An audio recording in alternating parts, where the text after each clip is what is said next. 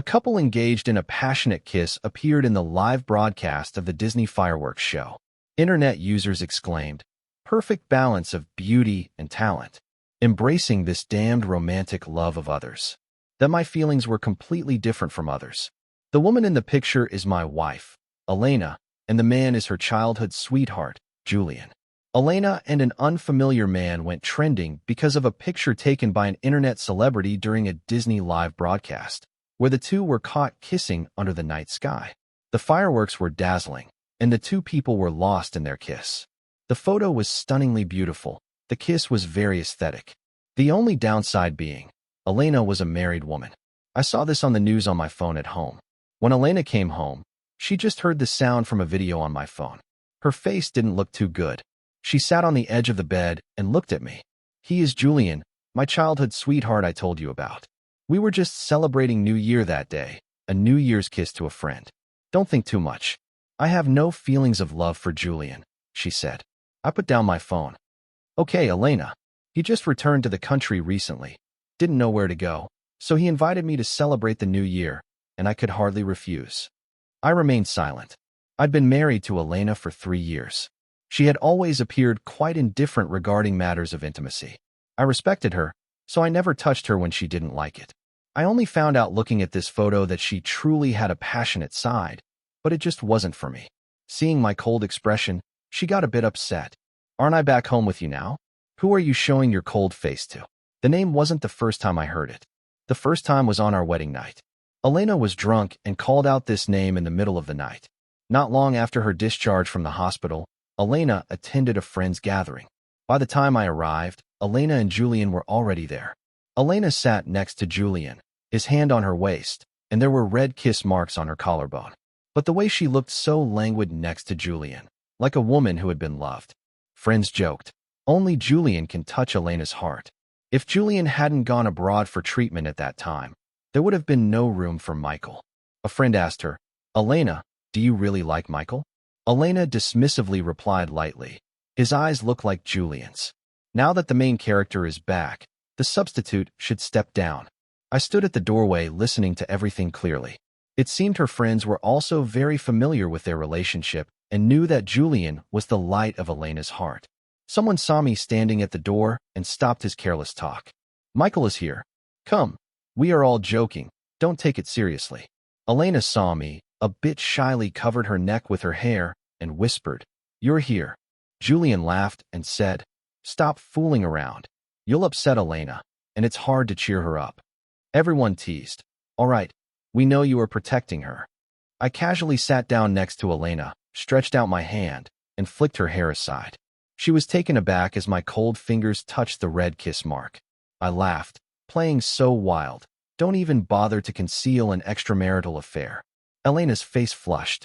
Julian's expression also changed, and the atmosphere became awkward. "Michael, what nonsense are you talking about? Are you deliberately making this situation so embarrassing?" Elena said. I dropped my hand. "Am I making this embarrassing? You two are intimately together in front of others. What are you afraid of? Being embarrassed?" Everyone was trying to calm things down. "Surely it's a misunderstanding, just too much to drink," Julian tried to explain to me. "I'm sorry, I had too much to drink just now." Elena looked at me.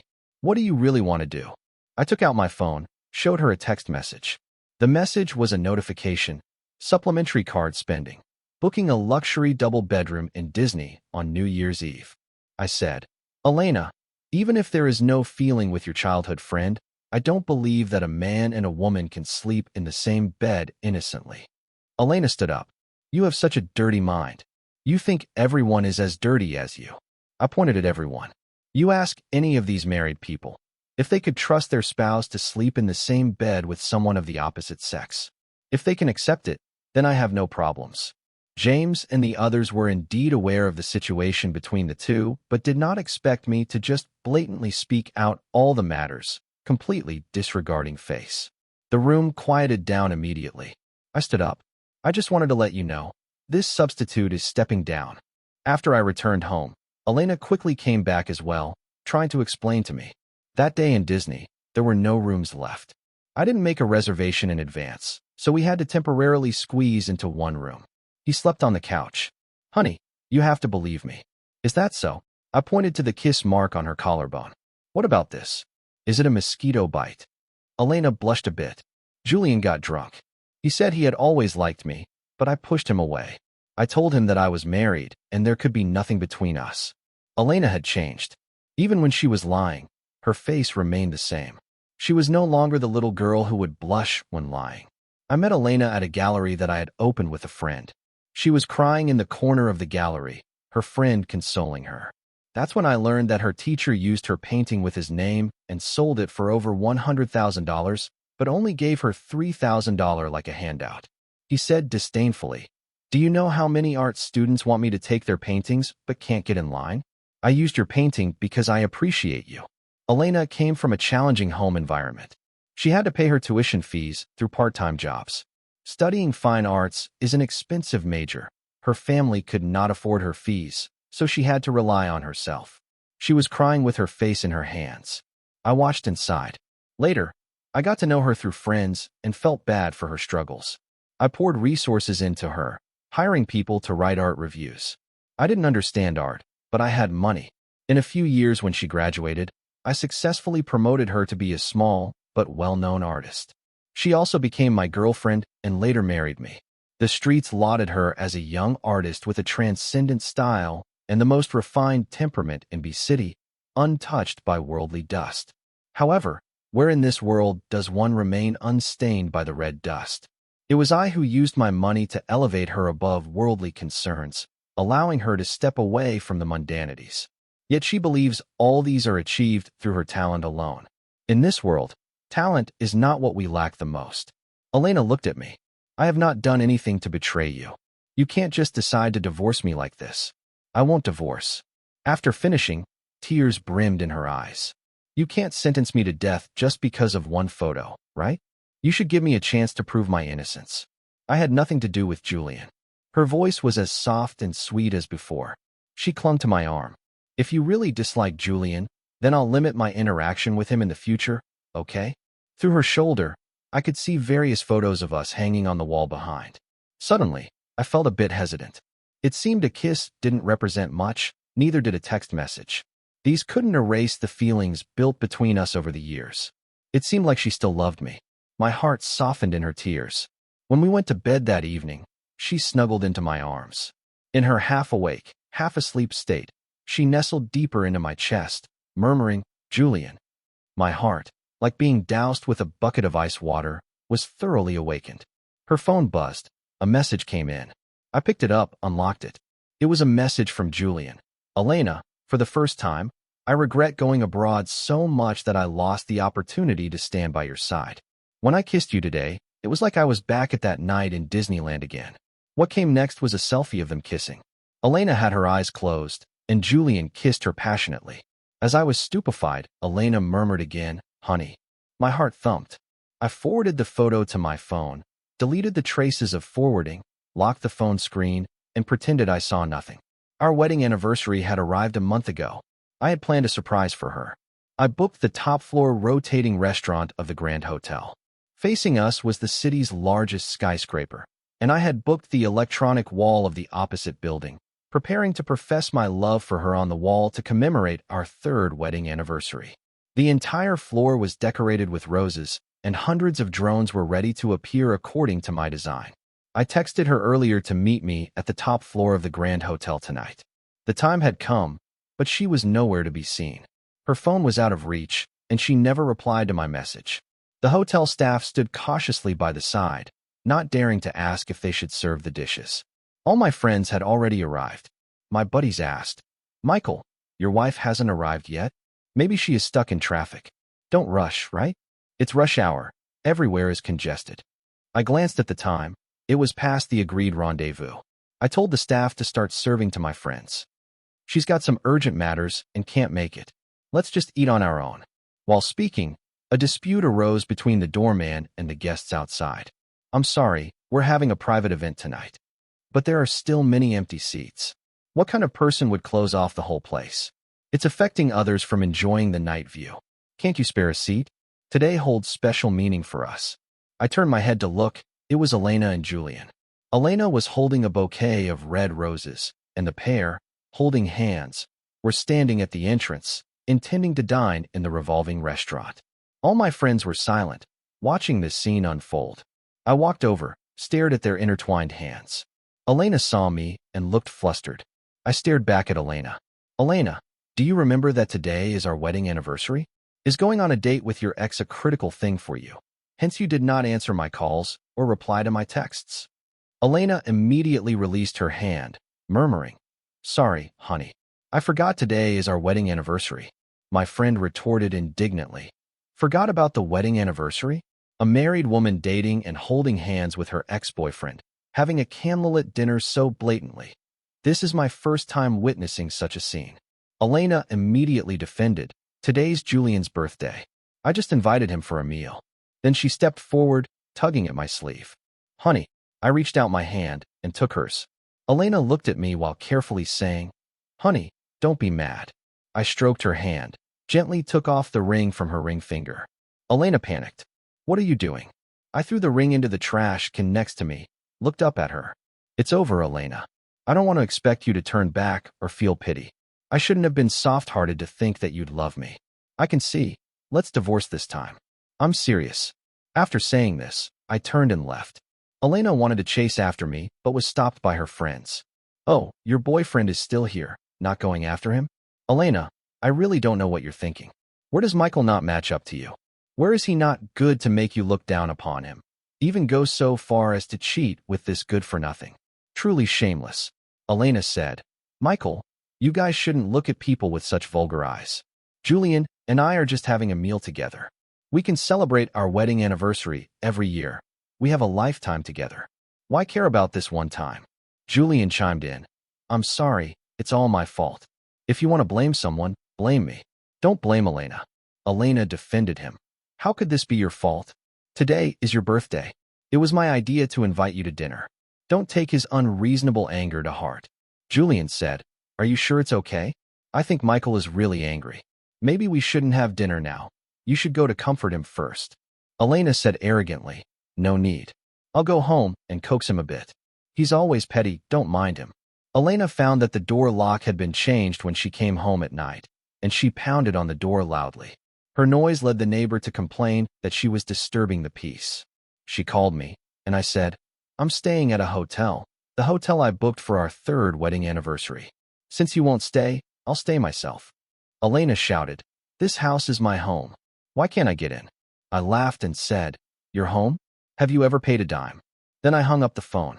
I booked a luxurious couple suite in the hotel for our wedding anniversary. Romantic night view, red roses, red wine with a fruity aroma.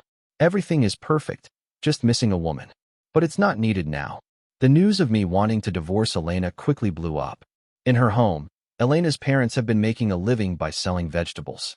Because Elena married me, when I initially married her, I bought a house for her family and helped them open a fresh vegetable and fruit store.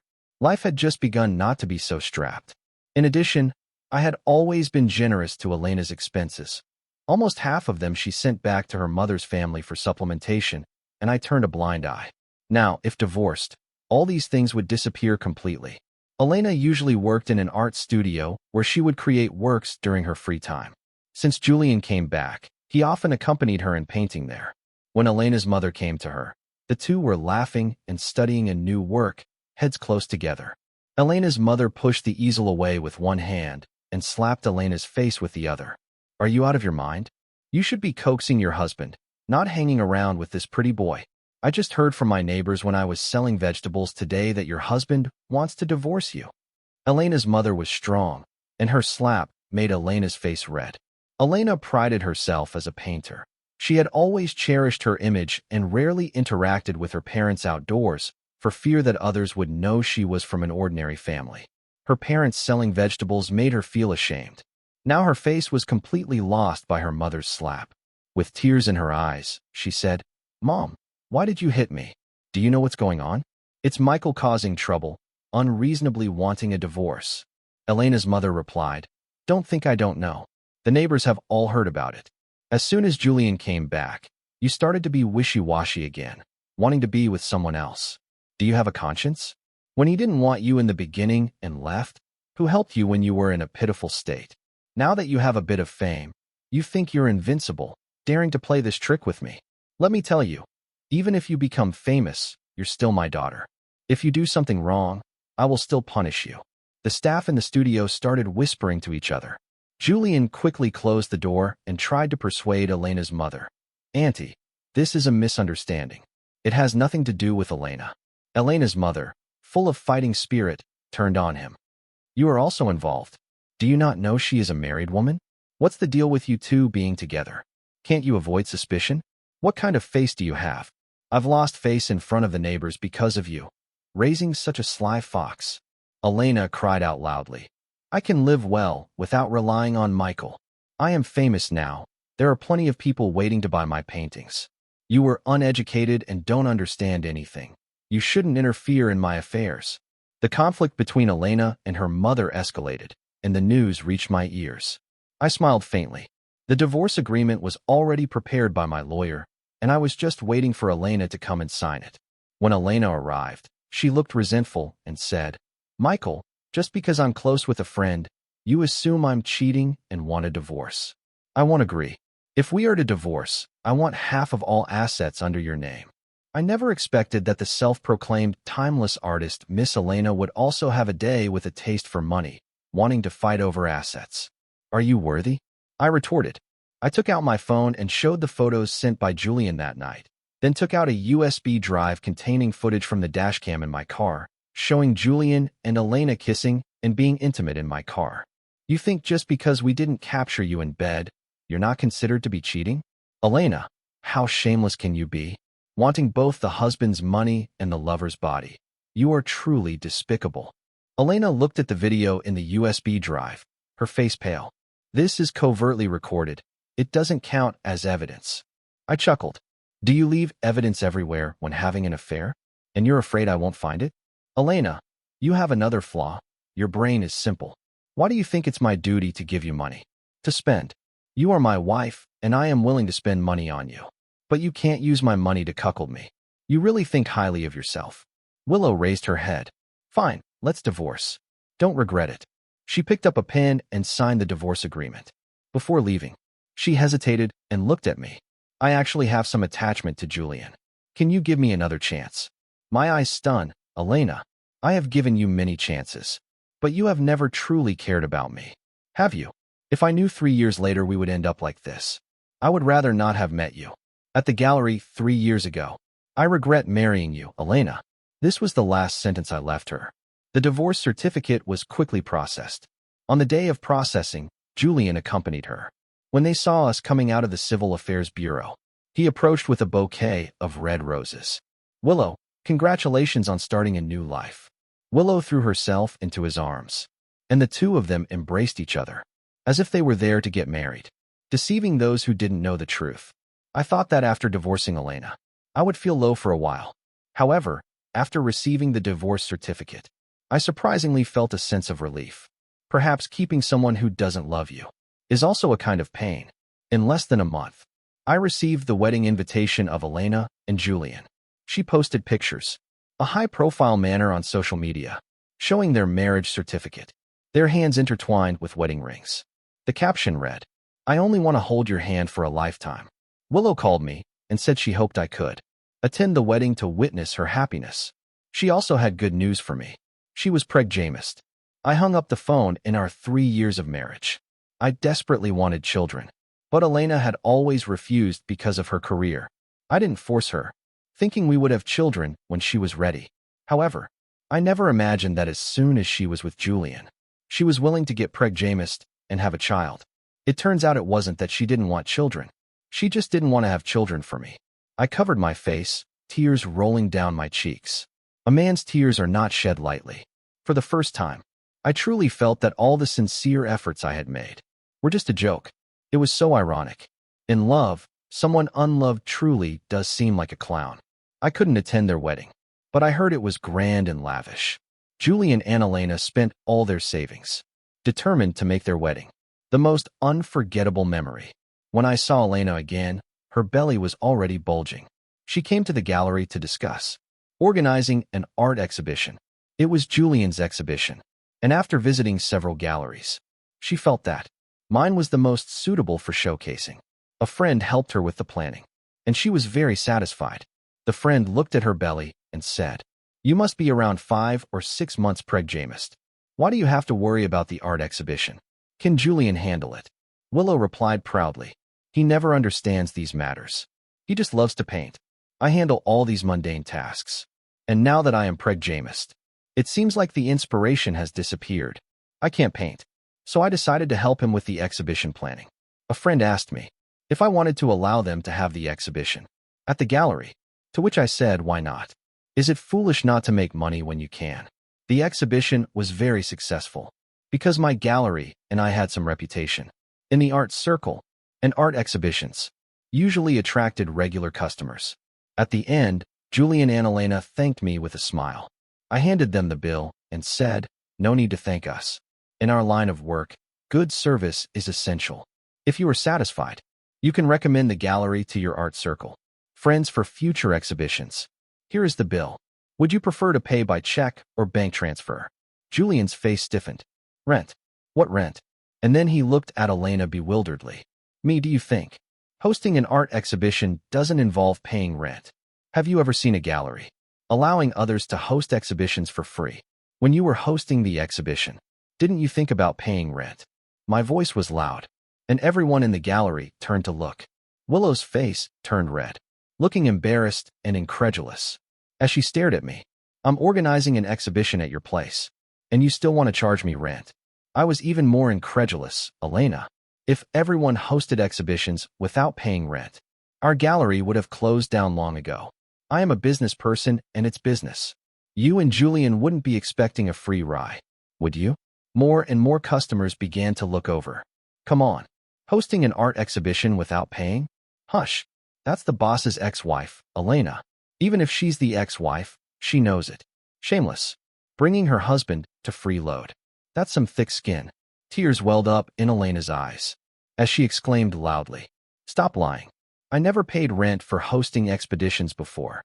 You're trying to cheat me, aren't you?" I chuckled. "Elena, use your brain, okay? You used to be my wife. Of course, I wouldn't charge you rent for organizing exhibitions. Now you are my ex-wife. You're helping your husband organize the exhibition. Should the ex-husband foot the bill? Does that sound reasonable to you, Mr. Julian? Do you think it's appropriate to ask your ex-husband for money?" Julian felt embarrassed and took out his card. "Just swipe the card." I took the bank card, accepted the payment, and said, "Thank you for your patronage. Welcome back. Anytime. Oh, by the way, there is a commission for the paintings sold in our gallery. You do know that, right? Don't accuse me of cheating. It would be difficult for me if the paintings are sold and no payment is made. After all, the gallery is not just mine, Elena was. We will take all the paintings and won't sell them in your gallery." As they hurriedly left, I overheard Julian complaining to her. "How can you handle things so poorly? I should have found a gallery myself. You made me lose face." Julian began to rise to fame in City B, holding exhibitions everywhere, while Elena gradually faded from everyone's sight. In early summer, Julian participated in an exhibition, The Young Painter. My friend and I went to see the paintings, and we saw a beautiful woman by Julian's side, exuding artistic flair with her thick, seaweed-like hair and wearing ethnic jewelry. She stood beside Julian, chatting and laughing with friends. My friend said she was a wealthy second generation named Anna, a painter who had just returned from abroad. Her family owned galleries and art museums overseas, and she was infatuated with Julian at first sight, pursuing him passionately, a well-known fact throughout the city. At this moment, Elena should be giving birth soon. At the end of the art exhibition, I saw Elena hurriedly arrive, her belly swollen, her face round and full, no longer retaining her previous school, Lanny. Thuralora. She strode into the exhibition carrying a bag, looking at Julian and Anna, and loudly demanded, "Julian, who is she?" Anna glanced Elena up and down, giggling with her hand over her mouth. "Julian, is this your wife? I thought she was also an artist. How come she looks like a typical housewife? Oh my, it's really embarrassing for the artist circle. No, or at all feeling embarrassed." Julian pulled Elena to a corner. "They are all friends from the industry. I need her help for my overseas exhibition. Don't be upset. Let me explain when we get home. Willow shook off his hand. Explain it here. I want to know. Why couldn't it be discussed over the phone? Why it needed to be arranged in a hotel? In the middle of the night. With this lady. Our child is about to be born and you're indifferent. I'm preparing everything for the baby alone. While you roam the streets. With other women looking at art every day. You should know you have a family. Willow said, frowning. Julian replied, I don't know how to buy baby supplies. I only know how to paint. You told me to focus on painting, and now you've changed. Acting like a fishwife. Making a scene here at the art exhibition. This isn't a market. You must have picked up those bickering habits. From your parents. Stay away from them in the future. Julian's words once again provoked Elena, exposing the family background. She least wanted others to know. She did something unexpected, rushing forward to grab Anna's hair and start fighting, crying as she hit her. You know Julian has a wife. Yet you still tried to seduce him. You were shameless. Everyone was stunned. Willow, not a big celebrity, but a somewhat famous painter, with a fresh and elegant style and impressive skills, was now fighting with a mistress. In the gallery while jammed. People rushed forward to pull them apart. Anna pushed her. Are you crazy, Mikado? Such a talented person, married to a crazy woman like you, can only be dragged down by you. I can help him go further, gain international fame. What can you do besides crying, making scenes, and threatening suicide? Willow was almost knocked to the ground. Despite being supported by others, she still felt a pang in her stomach. Julian looked displeased at Elena. You're truly insane. Look at yourself. There's no trace of an artist left in you. Julian didn't even spare another glance at Elena. He left with Anna, leaving Elena sitting on the ground, holding her stomach and crying. I sigh. After all, we were once married. I took her to the hospital. She held my hand, crying with regret. Michael, I was wrong. I thought Julian was my beloved, but he's not. He's just the perfect shadow. I imagined.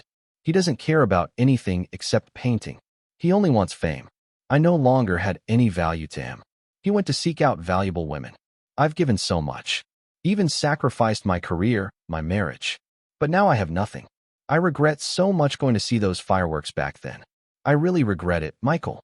In this world, there are no regrets, only our own choices. I gently said, Willow, the person you liked when you were young, has finally come to you. Aren't you? Happy.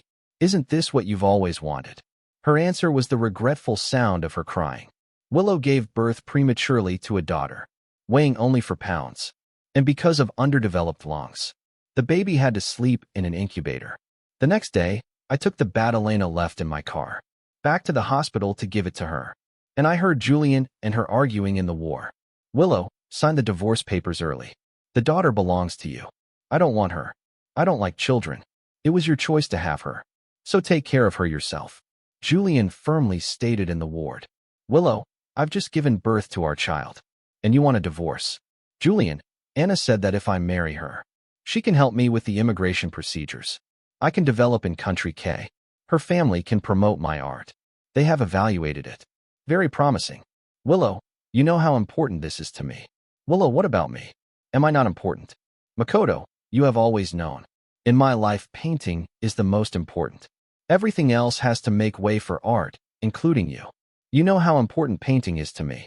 I have come this far with great difficulty. I cannot fail. So this I must tend it. Willow sarcastically laughed. Julian, are you so confident that Anna will marry you?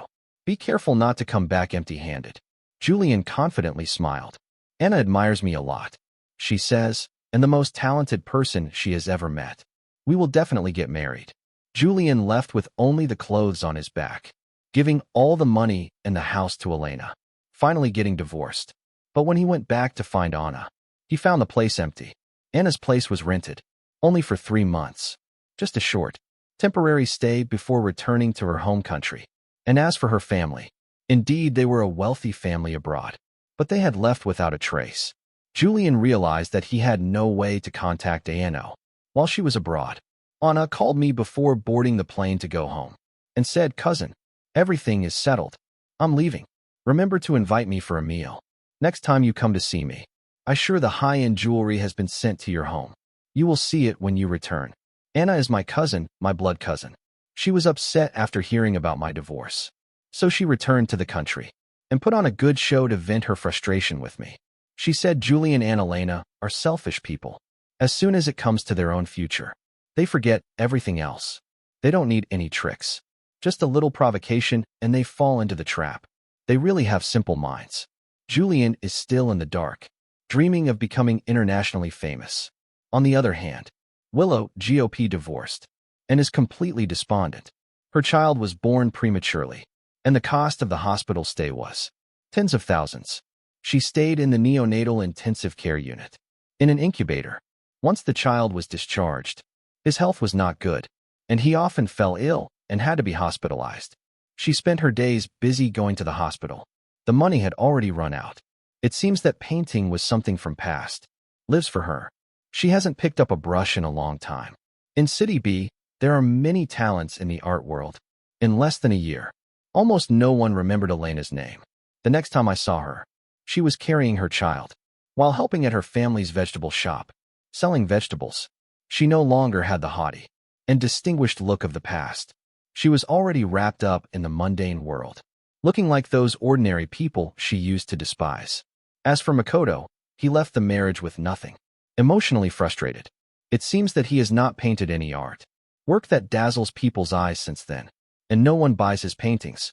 According to friends, he has been staying in a wholesale painting city, painting bold landscape paintings priced at 1 or 200 yuan each. On the other hand, my art gallery, striving with signs of becoming a leader in the field. When a columnist interviewed me and asked if I had any regrets, I smiled and said no. I feel that every day is the best present moment.